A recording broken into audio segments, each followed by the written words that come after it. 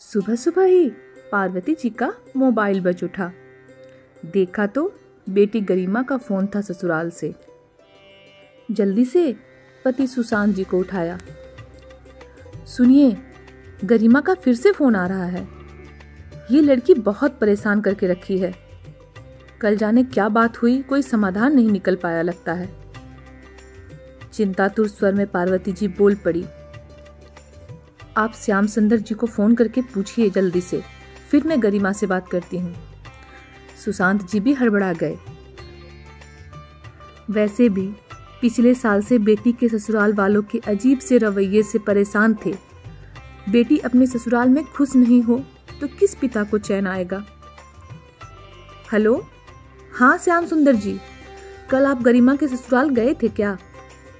क्या बातचीत हुई? कोई सुधार का आश्वासन है?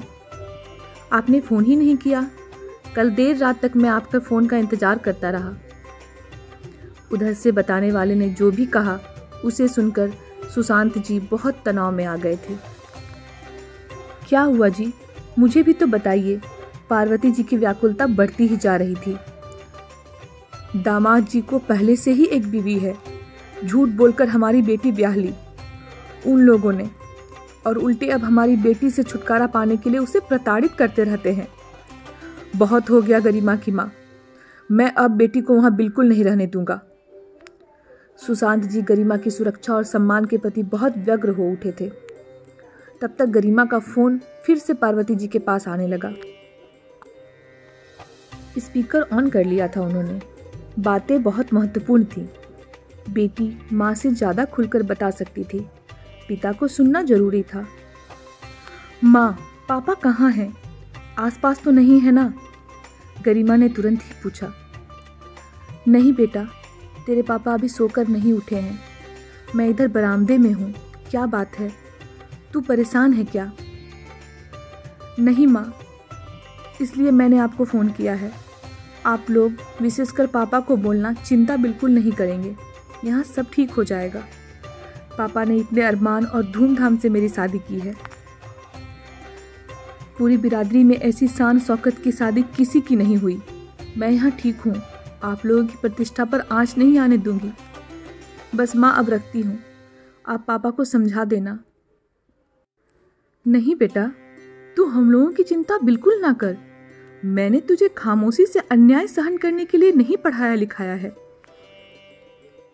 तेरी कोई गलती नहीं है, ना ही गलती हम लोगों की है।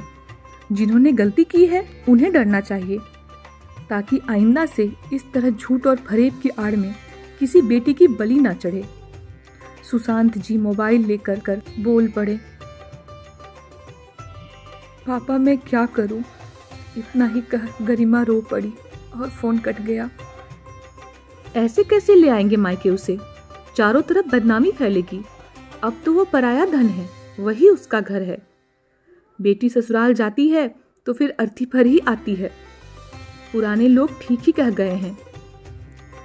सारी बिरादरी मजाक उड़ाएगी। इससे शादी कौन करेगा? एक स्त्री को धरती माँ की तरह बहुत कुछ झेलना पड़ता है। कहते हुए पार्वती की आंखें बिटिया को याद कर भर आई और गला रूंध गया। नहीं पार्वती, मैंने अपनी बेटी का नाम गरिमा ऐसे ही नहीं रखा है। मुझे ससुराल में भी उसकी गरिमा की चिंता है, जो खतरे में है। झाड़ू मारो ऐसे रिवाजों पर जो बेटी को अर्थी पर ही लाने की बात कहते हैं। मैं तो बिना देरी किए बैंड बाजा के साथ लाऊंगा उसे। पराया धन नहीं है, वह मेरा अनमोल धन है। यह घर अभी भी उसका ही है। हमारी बेटी हम लोगों का ख्याल करके कुछ बता नहीं रही है, लेकिन उन झूठे लोगों ने उसका क्या हाल किया होगा मुझे सब दिखाई पड़ रहा है। वे किसी भी नीच स्तर तक जा सकते हैं। हम कन्यादान कर चुके हैं, वही उसका घर है। अब उसे वहीं रहना होगा। पार्वती जी कहाँ उठी। झाड़ू मारता हूँ मैं ऐसे लोगों के मुंह पर। और पार्वती, जो हमारे उस दान की गरिमा को ना समझे, कुपात्र है वो। इस समय मुझे लोगों की नहीं, अपनी बेटी की जान की चिंता है, सम्मान की चिंता है। चलो, मैंने श्याम भाई और कई परिजनों से सलाह कर ली है। तैयारी कर लो। हम कल ही पूरी धूमधाम से अपनी बेटी को सम्मान से पूरी शान से मायके लाएंगे हमेशा के लिए। बैंड बाजे बज उठे। लड़के वालों की गलत नियत की पोल खोलने का शंखनाद हो गया। जिस इज्जत और गरिमा से बेटी को ससुराल पहुंचाया था, उसी इज्जत और गरिमा से धूमधाम से अपने घर ले जाने के लिए। बेटी की आंखों में पिता से मिलने वाले इस हिम्मत और इज्जत के लिए गर्व के अश्रु थे और हर दिल में हर अन्याय से जूझने का अपार हौसला। दोस्तों, ये कहानी रांची की घटना से प्रेरित है।